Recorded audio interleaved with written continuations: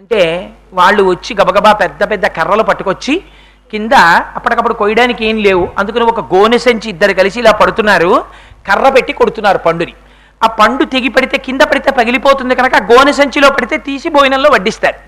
పడుతున్నాయి మామిడి పళ్ళు. పడుతుంటే ఈ దెబ్బలు ఎవరికి తగులుతున్నాయి? కొమ్మలకి తగులుతున్నాయి, ఆకులు రాలుతున్నాయి.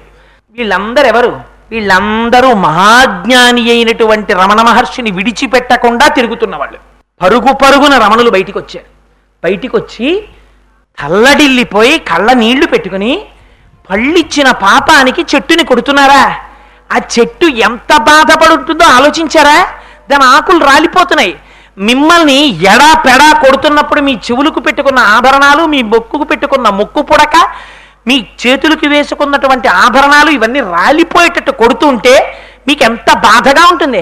ఆ బాధ మీకు అనిపించట్లా ఆ చెట్టును చూస్తుంటే? ఎందుకలా చెట్టును కొడతారు? పళ్ళిచ్చిన పాపానికి చెట్టును కొడతారా?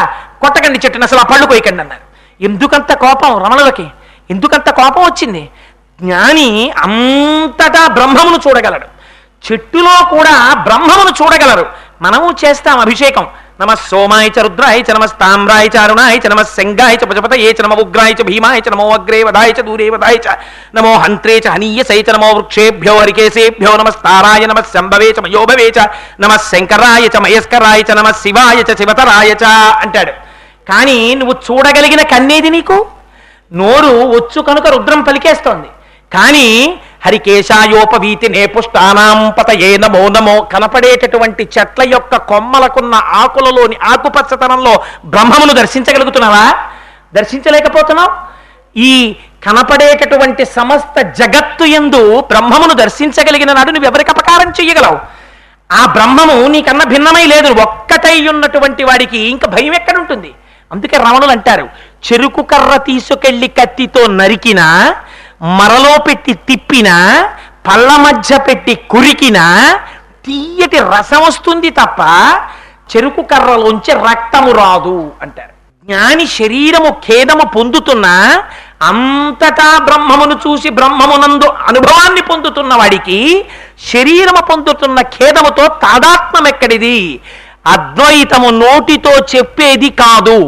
కేవలము నోటితో చెప్పిన వాళ్ళందరూ అద్వైతాన్ని తెలుసుకున్న వాళ్ళైతే అంతకన్నా హాస్యంతో కూడుకున్న విషయం ఇంకొకటి లేదు.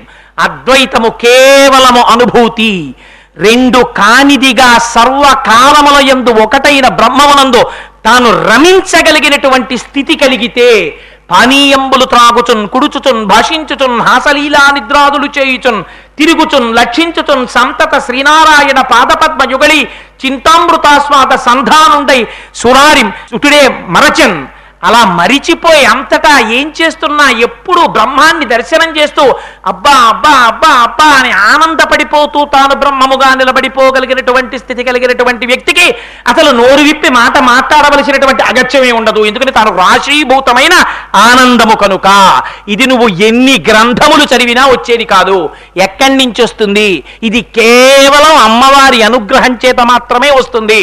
అనుగ్రహం ఎప్పుడు వస్తుంది? నువ్వు భక్తితో కూర్చున్నప్పుడు వస్తుంది. ఆ భక్తి వరకు నేను మార్గం చెప్తా. జ్ఞానము తల్లి యొక్క అనుగ్రహము.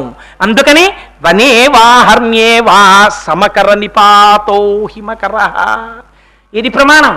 అర్హత ఇది నిర్ణయించవలసినది అమ్మా అని ఇన్ని రహస్యాల్ని అందులో పెట్టి మనం ఆ ప్రార్థన చెయ్యలేమని శంకర భగవత్పాదులు ఒక పరమాద్భుతమైనటువంటి శ్లోకాన్ని మనం ప్రతిరోజు ప్రార్థనా శ్లోకంగా అమ్మవారి పాదముల దగ్గర కూర్చొని విజ్ఞాపన చేసుకోగలిగినటువంటి శ్లోకాన్ని చెప్పుకోవడం కూడా చేతకాని వాళ్ళం కనుక, ఎప్పుడు సంసారం అనేటటువంటి దాంట్లో పడి మగ్నులమై కొట్టుకుంటున్నాం కనుక, ఎల్ల శరీరధారులకు ఇళ్లను చీకటి నోతి లోపలం త్రెళ్ళక వీరు నేనను మతి భ్రమణంబున భిన్నులై ప్రవర్తిల్లక సర్వమున్నాతని దివ్య కళామయమంచు విష్ణునందుల్లము చేర్చితారడవి నుండుట వేలు నిశాచరగ్రణి అంటాడు ప్రహ్లాదుడు హిరణ్యకశిపుడితోటి.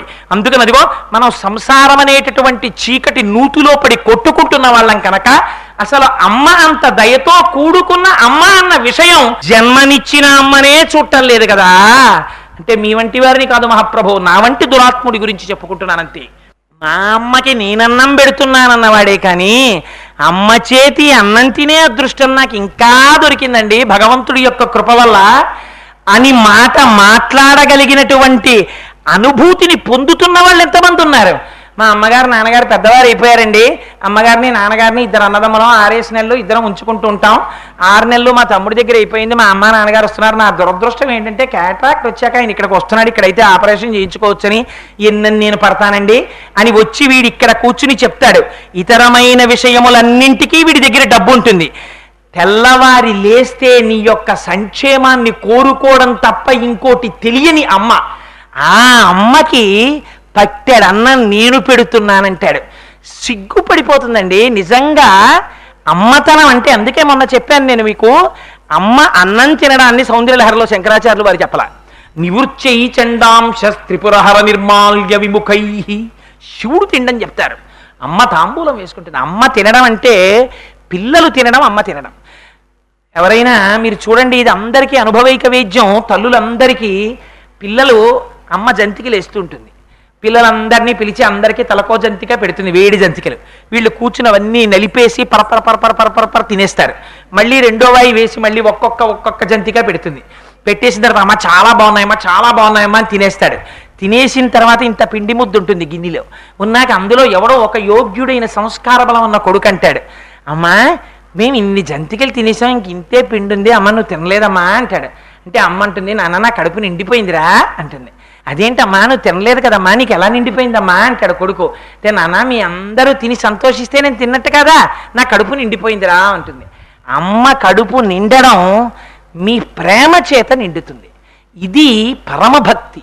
ఆ లౌకికమైన అమ్మకే అంత ప్రేమ ఉంటే, ఆ అమ్మ ఇన్ని బ్రహ్మాండములను కన్న అమ్మ, ఆ అమ్మ పాదాల దగ్గర కూర్చుని అయ్యో అమ్మా నేను ఇలాంటి వాడినమ్మా ఒక్కసారి చూడమ్మా అనడం కూడా మనకి రావట్లేదని మనయందు దయతో శంకరులు మన కోసమని మామపి శివే అంటూ ఇచ్చిన పరమ పవిత్రమైన శ్లోక రూప అమృత గుళిక.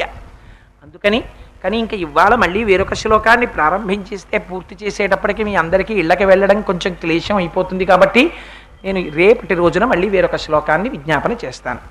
ఇవాళ బ్రహ్మశ్రీ గరికపాటి నరసింహారావు గారు వచ్చి ఇక్కడ కూర్చోవడమే నా దృష్టిలో అమ్మవారు వచ్చి కూర్చుని విన్నట్టు. ఆవిడ కావ్యాలాప వినోదిని కదా, అవతలవాడు చెప్పగలిగిన సమర్థుడా అని అమ్మ చూడదు.